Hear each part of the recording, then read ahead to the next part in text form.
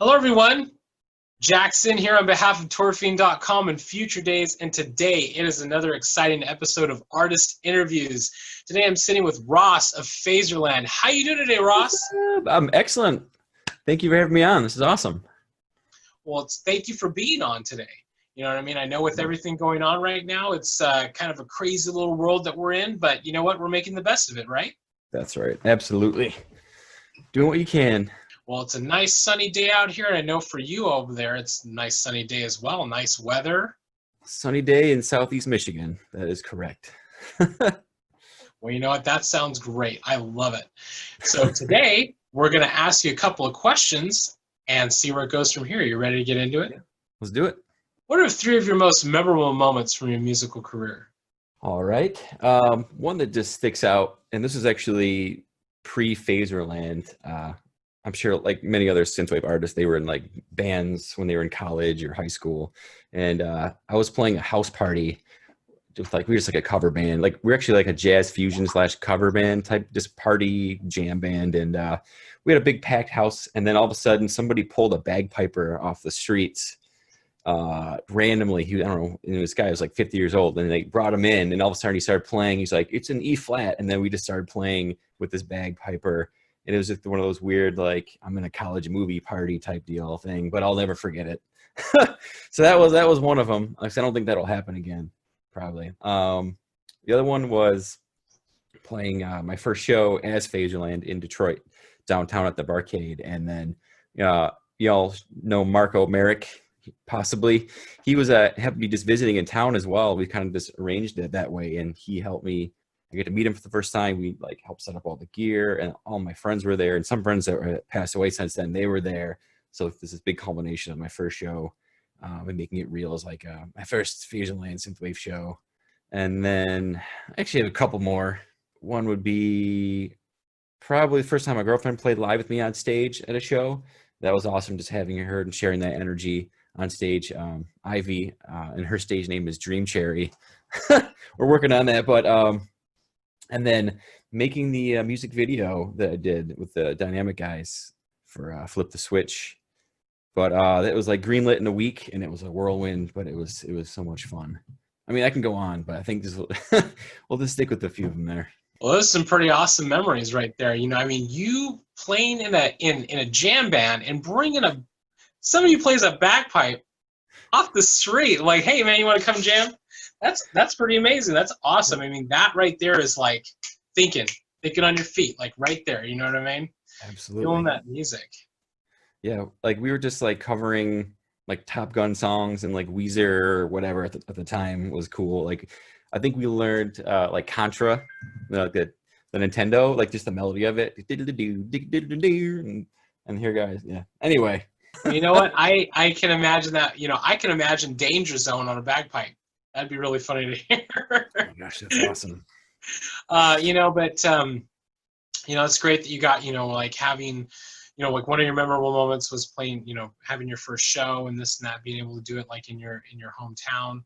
I mean, it's like it's that really that feeling where you kind of, you know, you play your first show and you go, wow, people are really receiving this really, really well. I get to play with, you know, in front of all my friends. I really get to kind of share what I have inside with everybody. And it really kind of starts to propel you with everything you want to do moving forward. So that's, you know, I remember for my first show, it's like, it was all butterflies and like, you know, oh my God, what's going on here? You know, it's like, and that was years and years and years ago. That was like back in high school when I ever did my first show. It's like coming, you know, it's like when you those first show moments, you know what I mean, or whenever you start a new project and you have like your own solo stuff, and when you start to show it to the world, it's like, you know, it's those magical little moments that the little cherries on top, right? Absolutely. It's like a life check. It's like, oh wait, I'm doing this, and then I'm getting some positive feedback from people who are like, I didn't even know this music existed. Like, what is that? It's so cool. It sounds like I'm on Rainbow Road or like I'm playing Mario Kart, but I'm not. Like these kind of like little feedback things you get. It's like, oh wow, kind of self-reflective, like you said, and then it helps you want to do more and propel yourself. Exactly. And you know what? To everybody out there, if you haven't checked out that music video, be sure to check it out. What would you say is your favorite album slash EP that you've worked on?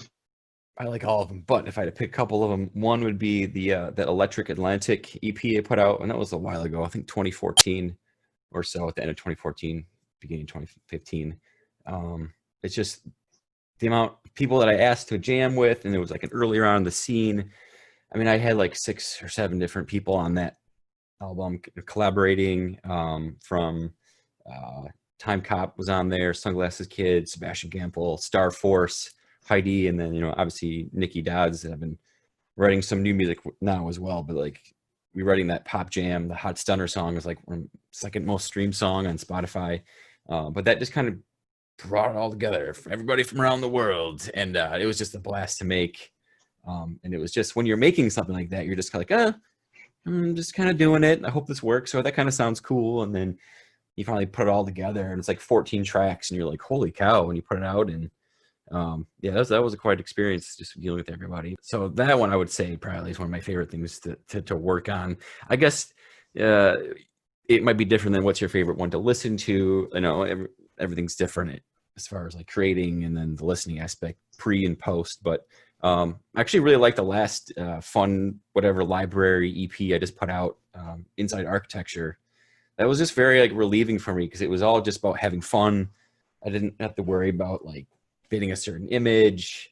I had like that late 70s, early 80s library sound. Just, it's something you might find in an industrial film like pulled off a shelf that people had watched, and for safety, or like an educational video. Like, what's this background music of watching a volcano, and whatever. When you're like in 3rd grade, like that kind of like fun music, but making it on your own. So maybe those two. But I mean, they're all like my little monsters that I created, little babies that kind of taking on their own life.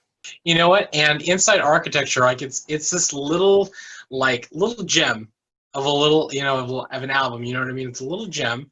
It's about 8 songs, all like you said. It's like this little, mishmash of like little things that like, like when if you're at a record store, right?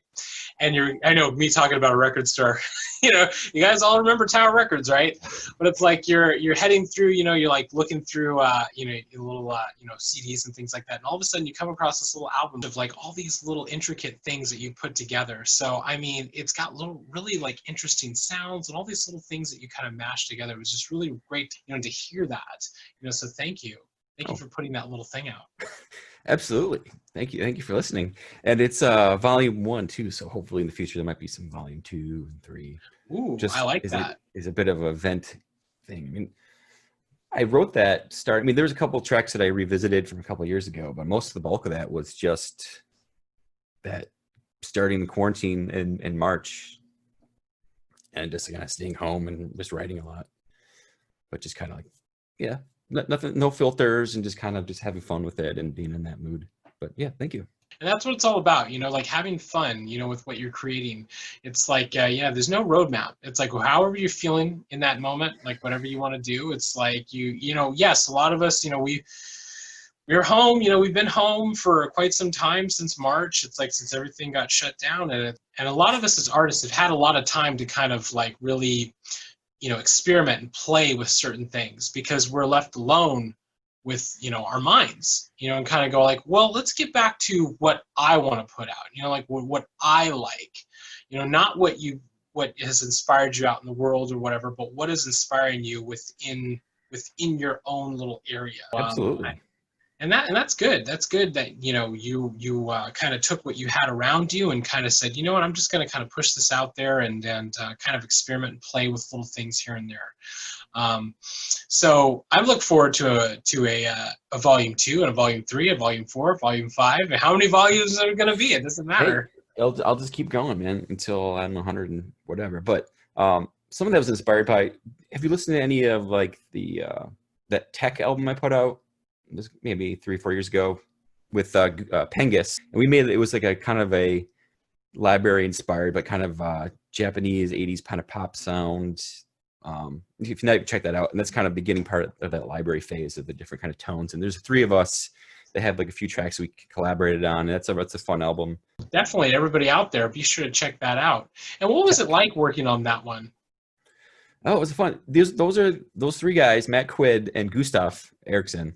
Um, they're like my synth bros, and we have a group chat going on for the last 5 years. We talk, just share whatever we come across, funny links or videos or music ideas, plugins.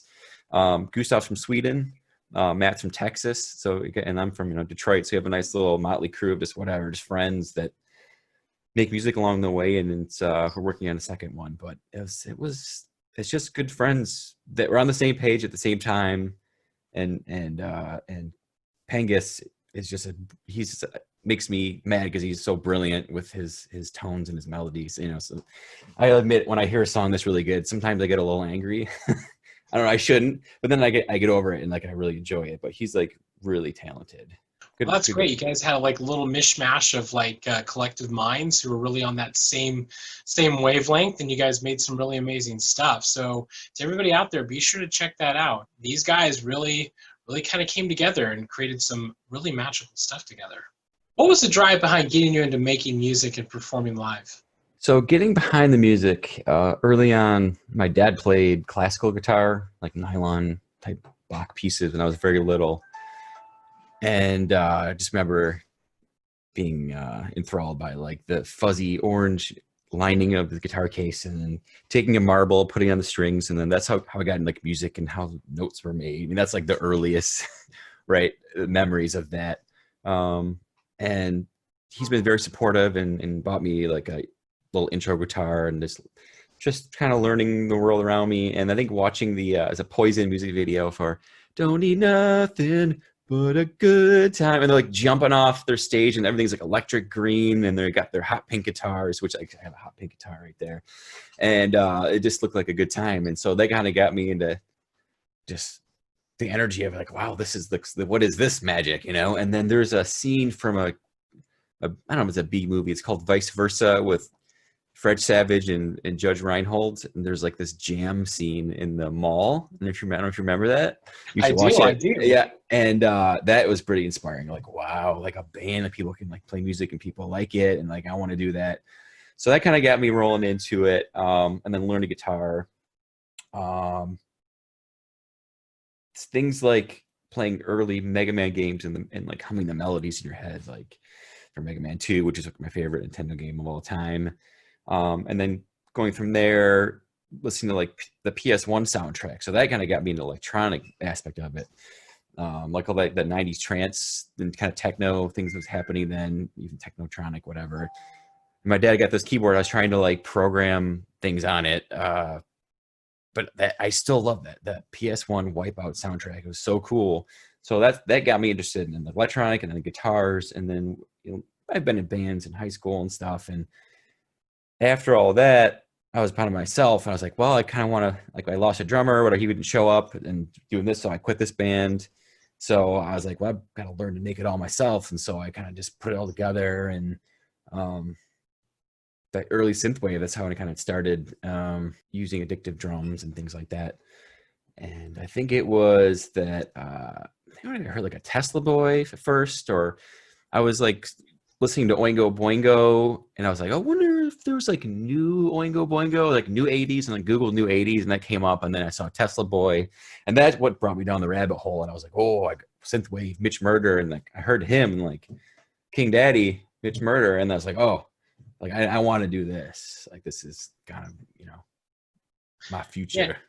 And you're, it's funny that you mentioned Tesla Boy, because that was one of my first ones too, is Tesla Boy, and then Future Cop, Mitch Murder, like you were talking about, a lot of great artists, a lot of great like music, and it's funny to think about this is because here we are, it's been a decade. Really, it has been a decade of all of this amazing music from its early stages here until what we have now, and they've inspired a lot of artists like you to add to this genre, to really kind of bring it into the newer age. You guys have been doing a really amazing job with that. And it's funny that you were mentioning like earlier about, things that got you into music. It's like, your dad being a musician, but then also like Poison was one of those things. You're like, I want to do some high kicks and jump off the stage and play with pink guitar. It's really great, hot pants. Absolutely. And I still listen. I mean, I didn't mention it earlier, but I do love jazz music too. and funk. So, but like I still listen, like I love jocking. Like I'll put on hair metal still, but then I'll switch to like, Herbie Hancock, or put on some Pat Metheny or something, which he's like awesome jazz guitar player. Like I love it all. And so like I think these crossroads mix kind of my style from little to now, and really I think melody is always the key. It will be the king for me, and that's what draws me to music and makes me feel things. And some types of music are more just rhythm heavy, and I love good rhythms too, but something about melodies that will, I don't know, they really get me going, man. They really float my boat. Yeah, I hear you there. I mean, and I love jazz too. I love, big band stuff like that too. Throwing a little bit of Louis Armstrong. Wes Even Montgomery, listen to sure. a little bit of Bing Crosby now and again. You know what I mean? Like really kind of gets me in that mood to kind of like, hey, I'm just gonna sit back and enjoy my night. Have a drink. Just kind of mellow out here and there. It kind of helps center me. But another thing you were mentioning earlier too is that Mega Man, listening to the Mega Man soundtrack and kind of inspiring you there. It's like for me, I was a Mega Man X kid. I was that Mega Man X kid. Oh yeah. Hearing the soundtrack from that very, very first Mega Man X. To everybody out there, I'm telling you, I heard that Spark Mandrill theme for the very, very first time, and I was like, oh my god, I'm done right here. I'm like these guys who made this music for this video game. It was like, holy shit, these guys are really like on top of something. It's incredible, and from that, the way that they program the sounds into fitting in those little chips, it's incredible. Like how much data they put in there, how smart they are. Incredible musicians, programmers, like from SNES, from Mega Man X, even before to NES, and like maybe that was I had Mega Man 2 and Mega Man 1. Like that was kind of a few years before, so I'm not sure what year you were born, but I was born in 82. But I definitely was ingrained in my mind, like Woodman, Flashman, Bubble Man, those type of things. And I can just still hum it, the whole thing right now. I'm not going to, but it just and I will know those melodies until the day I die too. Yeah. Well, I'm 4 years behind you. I'm an '86 baby, so It's like I was brought up on. I was some couple of my friends, like they had NES, but I had Super Nintendo. My dad bought me a Super Nintendo, and because it came with Super Mario Brothers, because everybody has Super Mario Brothers when they had a Super Nintendo. Yeah. Okay. But like the other first game that I got that my dad bought for me was Mega Man X, and I was like, oh my god, I just absolutely fell in love with that. And since then, I was just like, I was a Mega Man X kid. I loved it. Absolutely. And then, of course, you grow up, get a little bit older, and you gotta go, okay, well now I love Resident Evil. So anything from Capcom, I'm all about. That's awesome. Do you ever watch any like Tim and Eric stuff or like Steve Brule? Yeah, some Tim and Eric stuff, here and there. One of my favorites Tim and Eric little skits was, do you remember that episode where they were like, I live with my dad? Remember that song? Oh, yeah. My dad. It's like is that the song? Yeah, exactly. He lets me at parties. Man, my own age. He lets me hang out with the younger men. Yeah, he makes like the young kids. They're like, we kiss good night, and it's like, oh man, I just that edgy stuff they do, because it's like some of it's really dumb, but it's also brilliant, and it's like that fine line, and it's like modern day Monty Python. I don't know, it's great. Like they have their own thing that they started, and Steve Brule on his like check it out stuff, so good. And John C. Reilly's just a genius. You're right. It is these little like these little gems of like TV, and creativity that they just kind of came out with, and they carved out their little niche. You know what I mean? Absolutely. So, I applaud them for that. Oh, me too. I love it. It just I all about that. And I got a coworker, kind of like he works in another property, but we're like state directors and like we're big fans. We'll just send each other messages all day, like clips and links, or just like part of links or pictures, and it just makes the day go by so great. We just laugh. Yeah. Anyway, I'm a big Tim and Eric fan. Steve Brule. Now I'm gonna have to get back into their episodes again. What are you looking forward to accomplishing the most moving forward? A lot of people have these like big lofty goals, things they want to accomplish, and to me, I just want to make people feel good, like one listen at a time, or I make the music for myself, but also for the listener and my fans and for you. So it's kind of a both thing. And some people focus more on one or the other. And I mean, I mainly start with myself, but you know, I like to say that I try to stay true to my integrity, and you know, I say that as like as an artist, and I just want people to enjoy it moving forward. And you know, if I can make more fans, that's great. You know, I kind of have my own little path, that my own little sound that I've notched in the scene, I guess. I'm not like super mainstream, but like I think, but I guess, you know, I'm more of a positive, hopeful person, and so I just want to accomplish the fact that I just want more listeners to understand that I'm just kind of, I'm doing my thing, and it's about you, but it's basically I'm doing it for the love of music, and I just want that to keep going, to continue that. That's what keeps me going, and you know, obviously I'd love to make a vinyl record. I can't believe I haven't done that yet so far. I came close, but I had to like contact Playmaker or something like that. So that's kind of more accomplishments in the future would be maybe doing that. Another vocal like synth pop EP, because I'm working with Nikki, and we're going to put out something hopefully maybe the end of this year, in that aspect, because you know, I do all my instrumental stuff and I love my instrumental stuff, but every once in a while I get that itch. It's like I got to make just like a pop jam with some great vocal tracks, and get hype about that. So. Well, I'm excited for that, and I know a lot of people out there are excited for that. I mean, like hearing you explore the vocal realm again. I mean, that would be amazing, you know. And you know, it's funny that, you know, when you're talking about like making your music for you, and adding to the music, you know, adding to the musical world, if you will. You're not writing for anybody else, you know. I mean, you want people to enjoy your stuff, yes, but the thing that you're writing for is the thing that you love. You know, it's like what you feel inside, what you want to get out to the world. Like these little ideas, these little nuances you have with your sound that you want to showcase to the world.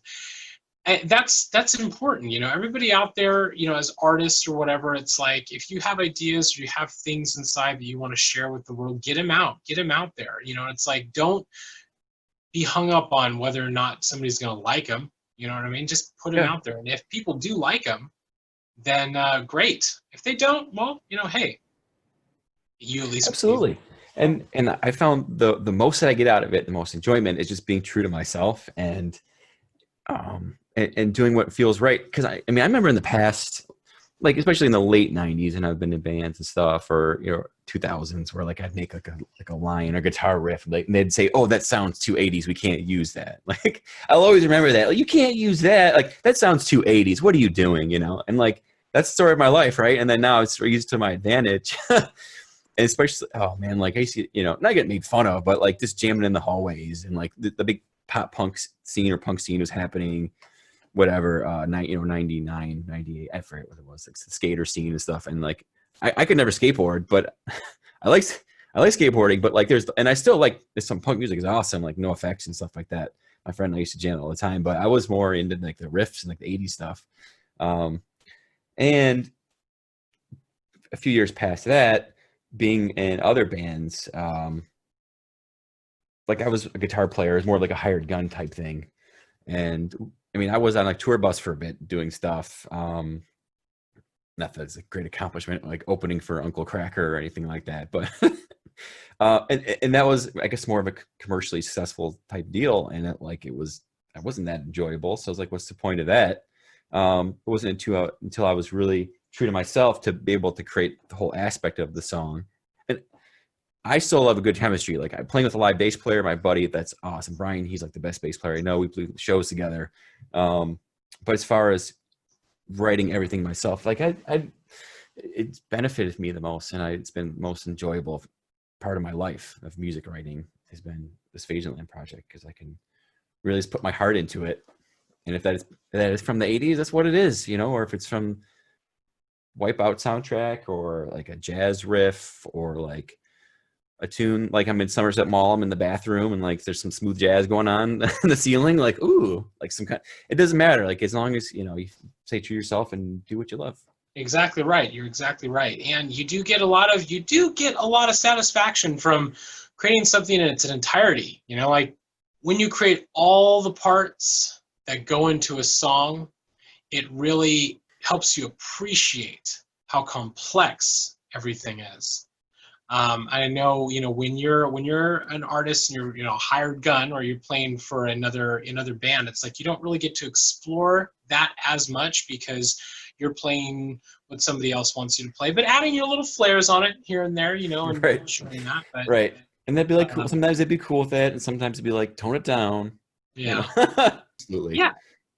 But and I can go on, but like taking from the band experience, as a plus too, because I can understand how all the parts work. And like, I'm not a drummer, but when I try to lay down the drums, like on my keyboard down here, like when I'm playing it, like, dun, dun, dun, dun, dun, dun, like just imagining it, like the space of like a hi-hat, like how I'd actually do it. I mean, my limbs I can't catch up to my mind, but if I have the computer to do it, it's helped me arrange my tracks too, and like mix better being in a band, I think, before than just tacking it straight on from a computer aspect, like, as a musician, I guess. So that's helped me in the long run. Well, yeah, I mean, you have that understanding of what it's like to be in a live setting, what it's like to work with other pieces, you know what I mean? And having that experience that not a lot of, other artists of today maybe have had experience with, because a lot of us artists who create this kind of music, who create electronic music, like, we are home-based artists, you only go to shows, you only see other people, but not a lot of people have had a chance to play in an actual band, you know what I mean, or play in an actual live setting with other musicians. So having that, I think, is the best of both worlds, Absolutely. What positive message would you give your fans out there? Thank you. I'm grateful for having the listeners and fans and people. It's basically giving me their time to listen to my music. And I don't know, I'm a positive person. And so, like I said before, I'm optimistic, and I think the music can help convey that. But I'm ecstatic, and I'm blown away every day by the people like around the world that listen to my stuff. And I will do my part to keep, making moments and music for people. I guess, and if it can just change one person's aspect, it makes somebody's day a little bit better. Like, it's all about that. And I've gotten messages like, oh, thank you for your music.